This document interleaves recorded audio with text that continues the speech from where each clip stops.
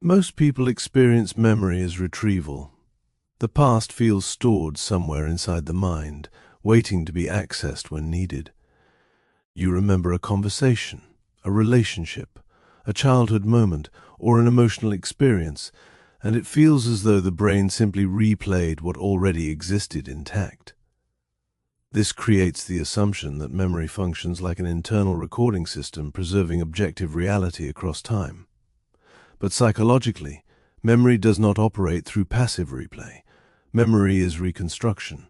Every time you remember something, the brain rebuilds the experience using fragments of sensory information, emotional meaning, identity structure, present context, and predictive interpretation. The mind does not retrieve the past exactly as it happened. It reconstructs a version of the past that feels coherent in the present.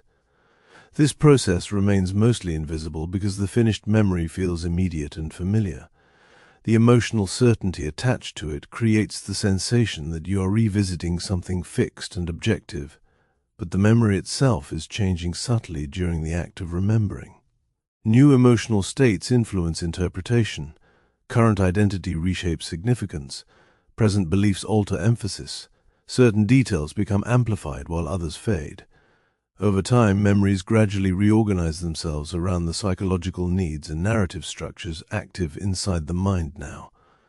This means the past you emotionally experience is not fully separate from the present self reconstructing it. Memory is not frozen history preserved untouched across time. It is an active psychological process continuously rebuilding emotional reality in ways that maintain coherence, prediction, and identity continuity beneath awareness. Emotion strongly shapes reconstruction because emotionally significant experiences receive priority inside memory systems automatically. The brain evolved to preserve emotionally meaningful information more intensely because emotional salience improves survival prediction. Experiences associated with fear, attachment, shame, pleasure, danger, or emotional transformation therefore become encoded differently than emotionally neutral moments. But emotional intensity does not preserve objective accuracy perfectly. It preserves significance. This means that emotionally charged memories are often reconstructed around how the event felt psychologically, rather than around what objectively occurred in exact detail. Over time, the emotional meaning attached to the memory begins shaping which fragments become emphasized and which disappear. The mind preserves emotional coherence more reliably than factual precision. A painful interaction may gradually become remembered as more threatening. A nostalgic relationship may become remembered as more emotionally complete than it truly was.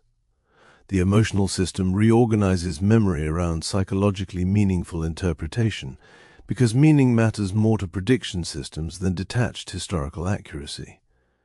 The resulting memory then feels emotionally true because the emotional structure itself remains internally consistent, even while the details continue shifting subtly beneath awareness. Identity influences memory continuously because the mind reconstructs the past partly to preserve a coherent sense of self across time. People do not remember every detail of their lives equally. They selectively preserve experiences that support ongoing identity narratives, while minimizing or reframing experiences that create contradiction. A person who sees themselves as rejected may remember social failures more vividly than moments of acceptance. A person who sees themselves as resilient may reinterpret painful experiences as evidence of growth. The same life can therefore be remembered differently depending on the identity structure reconstructing it. This process usually feels invisible because the resulting memories appear naturally connected to the self. But the connection itself is partly constructed. Memory becomes a tool for maintaining continuity between past and present identity structures. The brain continuously edits emotional significance, interpretation, and narrative emphasis, so the remembered past aligns psychologically with the version of self the mind currently recognizes as coherent. Over time, this creates the illusion that memory objectively confirms identity when, in reality, identity itself has been shaping reconstruction beneath awareness continuously. Prediction also shapes memory because the brain uses remembered experiences to anticipate future outcomes constantly. Memory is not only about preserving the past, it exists partly to improve future prediction. The nervous system therefore prioritizes patterns useful for anticipating danger, attachment outcomes, emotional risk, and behavioral consequence. Experiences become reconstructed in ways that strengthen predictive efficiency. A person repeatedly hurt in relationships may remember emotional warning signs more intensely because the brain wants to improve future threat detection. Someone repeatedly embarrassed socially may preserve shame memories more vividly because the nervous system is trying to avoid future rejection. The resulting recollections then feel emotionally factual because the predictive system reinforced them repeatedly over time. But the memory's emotional structure partly reflects what the brain learned to prioritize for future preparation, not simply objective preservation of the original event itself. This reconstruction process becomes especially powerful because remembering changes memories physically. Each time a memory is reactivated, it temporarily becomes unstable before being stored again. During this period, emotional state, current interpretation, new information, and identity structure can subtly alter the reconstruction before the memory stabilizes once more. This means memories are not simply retrieved repeatedly without consequence. They are updated continuously through the act of remembering itself. A person revisiting an old relationship years later may emotionally reinterpret moments differently than they did originally because the current self altered the reconstruction process. Nostalgia can soften pain. Regret can amplify guilt. Distance can create idealization. Fear can intensify perceived threat. The memory then feels stable again once reconstructed, even though the emotional architecture has shifted slightly. Over years, repeated reconstruction gradually transforms remembered experience while preserving the illusion of continuity. The person feels like they are revisiting the same past repeatedly, but psychologically, they are often revisiting newer reconstructions shaped by the emotional and identity conditions of the present moment. Nostalgia reveals this process clearly because nostalgic memory rarely functions as objective historical replay. Nostalgia reconstructs emotionally concentrated versions of the past that emphasize coherence, emotional warmth, familiarity, and identity continuity. Painful details soften while emotionally meaningful fragments become amplified. Certain songs, places, smells, or conversations suddenly reactivate entire emotional environments because the nervous system reconnects not only with remembered events, but with remembered versions of the self. The emotional intensity comes from briefly experiencing continuity with a former identity state preserved psychologically through memory reconstruction. This is why nostalgia can feel simultaneously comforting and painful. The remembered emotional world feels vividly alive again, yet the present self recognizes the impossibility of fully returning to it permanently. The longing often appears directed toward the past itself, but part of the attachment comes from reconnecting with emotionally familiar versions of the self that no longer exist in the same form.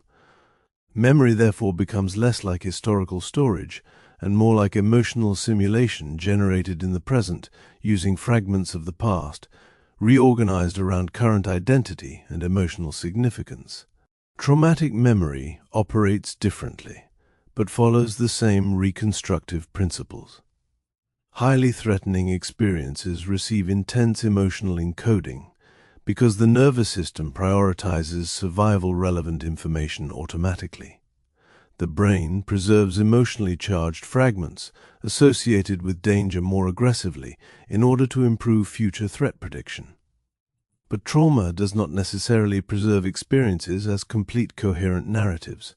Often it preserves emotionally intense sensory fragments, bodily states, emotional reactions, and predictive fear patterns disconnected from stable chronological structure.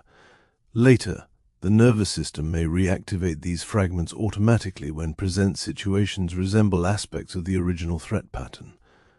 The resulting emotional response feels immediate because the body experiences the predicted danger as psychologically active again. This creates the sensation that the past is still happening. In many ways, the nervous system is still reconstructing the threat in the present, because the predictive system never fully categorized it as resolved. The memory therefore functions less like a completed historical event, and more like an unresolved survival pattern, continuously reactivated beneath awareness. Social reinforcement also reshapes memory because people reconstruct the past partly through repeated interaction with others. Conversations, family narratives, cultural stories, social expectations, and relational dynamics all influence which memories become emphasized and how they are interpreted emotionally. Over time, repeatedly discussing experiences in certain ways stabilizes particular reconstructions while alternative interpretations fade.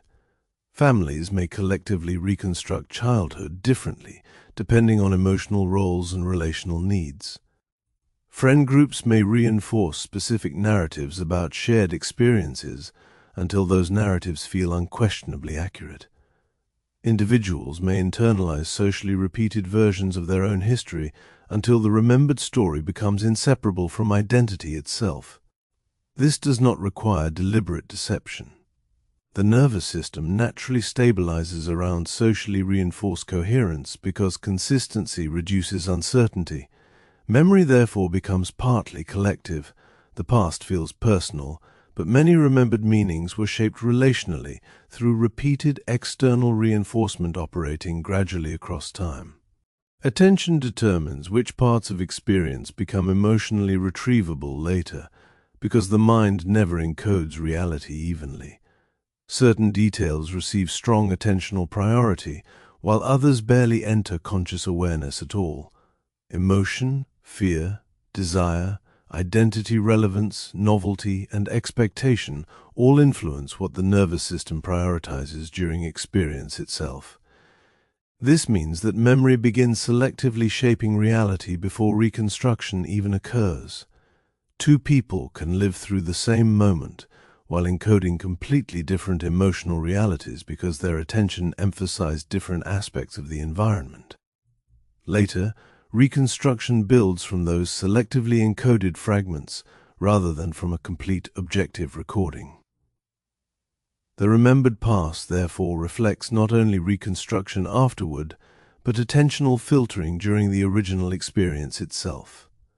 Memory feels comprehensive because the brain fills gaps automatically, but the underlying structure was already partial from the beginning. The illusion becomes strongest because familiarity creates the sensation of truth. A memory repeated internally many times begins feeling stable and unquestionable simply because repetition reduced psychological friction around it. The nervous system becomes increasingly efficient at reconstructing familiar emotional narratives, and this fluency is mistaken for accuracy. The memory feels true because it appears immediately, vividly, and consistently, but repetition often strengthens emotional coherence more than objective precision. Over time, reconstructed memories become increasingly emotionally convincing, precisely because they were rehearsed repeatedly through thought, storytelling, nostalgia, fear, regret, or identity reinforcement. The person then trusts the reconstruction automatically because it feels psychologically stable. Yet the stability itself partly emerged from repetition, rather than from untouched preservation of objective reality across time. This is why people can sincerely remember the same event in fundamentally different ways without consciously lying. Each nervous system reconstructed the experience through different emotional states, attentional priorities, identity structures, and predictive frameworks. One person may preserve humiliation while another preserves humor. One preserves abandonment while another preserves independence. The disagreement does not necessarily emerge from deliberate distortion. It emerges because memory itself is psychologically constructed differently inside each observer. The mind then mistakes its emotionally coherent reconstruction for objective replay, because the construction process remains invisible beneath the final remembered experience. This creates conflict, not only between people, but within the self. Individuals often struggle to understand why their emotional relationship to the past changes over time without realizing that the memory itself has been continuously rebuilt alongside the changing self, reconstructing it. The unsettling realization is not that memory is useless or completely unreliable. Memory contains meaning. It preserves emotional patterns, identity continuity, relational significance, and predictive learning. The problem begins when memory is treated as direct, transparent access to the past, rather than as an active reconstruction generated in the present. The mind experiences remembered events as historical truth because the emotional simulation feels internally real. But the remembered past is always interacting with the current nervous system reconstructing it now. Once this becomes visible, certainty changes. Memories still feel vivid. Nostalgia still feels emotional. Regret still feels painful. Trauma still feels immediate. But the remembered experience no longer appears completely fixed. It begins appearing as something psychologically alive, continuously shaped by emotion, identity, prediction, attention, and reconstruction operating beneath awareness long after the original moment itself disappeared. This continuous reconstruction is one reason people often feel emotionally trapped inside certain periods of life, long after those periods ended materially. The nervous system repeatedly revisits emotionally significant memories in order to maintain prediction, identity continuity, or unresolved emotional processing. This reconstruction then strengthens the emotional accessibility of that particular version of the past.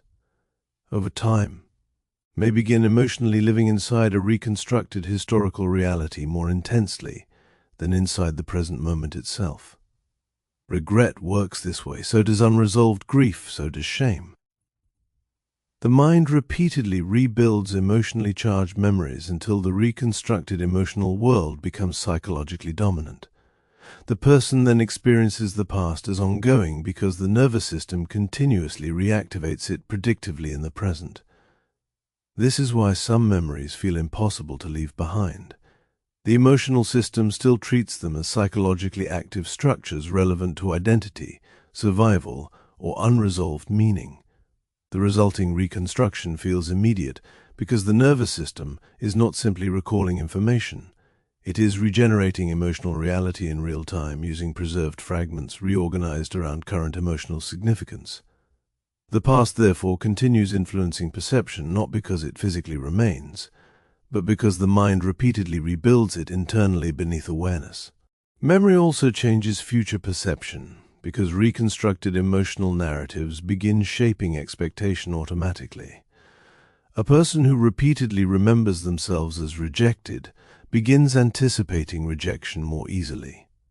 Someone who reconstructs their past primarily through failure begins perceiving future effort through anticipatory inadequacy.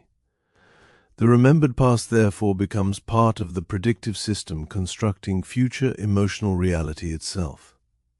This creates a self-reinforcing cycle where memory shapes expectation, expectation shapes attention, attention shapes interpretation, and interpretation strengthens the emotional structure of memory again afterward. Over time, the individual experiences these patterns as objective confirmation about reality and identity, rather than recognizing how much the reconstructed past participated in shaping present emotional perception beforehand. The nervous system trusts familiar narratives because familiarity improves predictive efficiency. The person then mistakes emotional continuity for objective truth, but continuity often reflects repeated reconstruction operating across time rather than untouched historical accuracy preserved independently from the evolving self. The shift begins when memory stops feeling like a fixed archive and starts appearing as an active psychological process, continuously interacting with the present. You begin noticing how emotional state changes recollection, how identity reshapes interpretation, how nostalgia edits emotional emphasis, how fear preserves threat, how repetition stabilizes emotionally coherent narratives until they feel unquestionably real, Memories still matter deeply, but they no longer feel completely transparent. The past stops appearing as something perfectly preserved behind you and begins appearing as something partially recreated each time the mind reaches toward it again. This changes the relationship between awareness and personal history entirely. The question is no longer simply what happened. The deeper question becomes, how is my mind continuing to reconstruct what happened in ways that shape who I believe myself to be now? And once that becomes visible, memory stops feeling like passive evidence of reality. It begins feeling like an ongoing psychological force, continuously rebuilding emotional meaning, identity continuity, and perceived truth inside the present moment itself.